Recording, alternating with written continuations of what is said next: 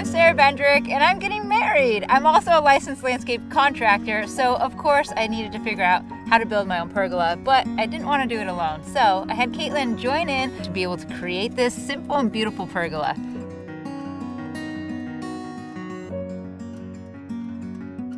I'm pretty anti-cookie cutter, so I wanted to find a venue that really allowed us to express our personalities. In fact, my fiance used to grow up running throughout these hills, which is super cool.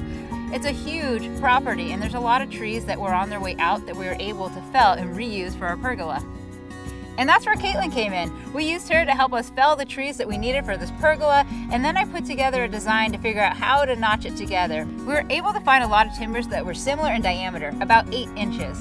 And so we picked all of those ones out, and then we cut them to about 8.5 feet tall. And then from the top of it, we notched it down 7 inches, and then we also cut it in half to create a notch. So basically the top of the pole was split and removed. And then we were able to put these pieces together and we lock them in with timber ties, and that's what really holds them together in this structure. So not only are we relying on the screws, but also the weight of the wood is notched in, so that helps distribute it. Cross beam, I'd like to see the cross beam here, sort of rotated. The way we designed it was to have the front part have a cross beam that was double notched, and then the posts were just notched on the top.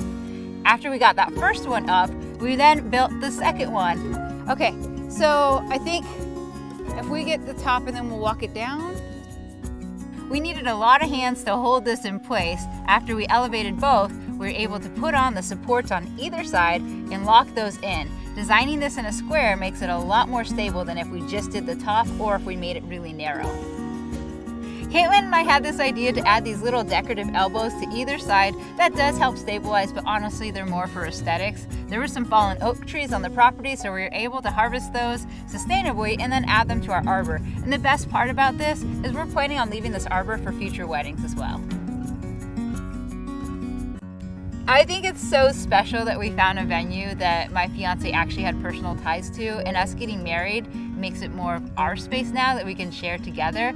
And in planning this whole wedding, we've been able to come up here and spend some time, pick out where we want to get married. There's obviously gorgeous views everywhere. It's super exciting to build something so special and be able to personalize it. So I'm really happy that I was able to work with this team to create this beautiful pergola, and I can't wait to share it with my friends and family.